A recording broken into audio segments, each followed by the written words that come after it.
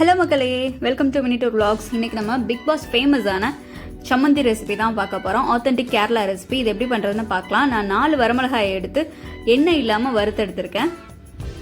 So இதை எண்ணெய் இல்லாமல் நீங்கள் வறுத்தெடுத்துக்கோங்க. இது கூட சேர்த்து நம்ம 10 பல்லு சின்ன வெங்காயத்தை சேர்த்துக்கிறோம். கூடவே 1 கப்பு தேங்காய், சின்ன எலுமிச்சம்பழ சைஸ் புளி, தேவையான லெவல் கல்லுப்பு, ஒரு சின்ன 2 பிஞ்ச் அளவுக்கு இஞ்சி, 1 கப் கருவேப்பிலை.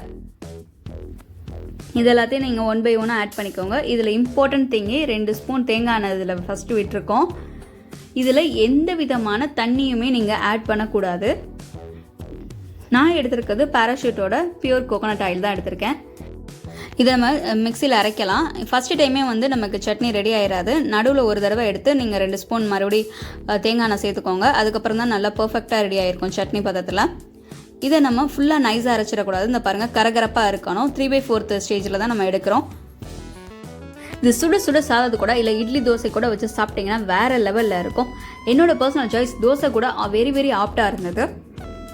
லைக்கை தட்டி விட்டு கீழே எப்படி இருந்ததுன்னு கமெண்ட் பண்ணுங்கள். டாடா மக்களே, நெக்ஸ்ட் வீடியோவில் பார்க்கலாம்.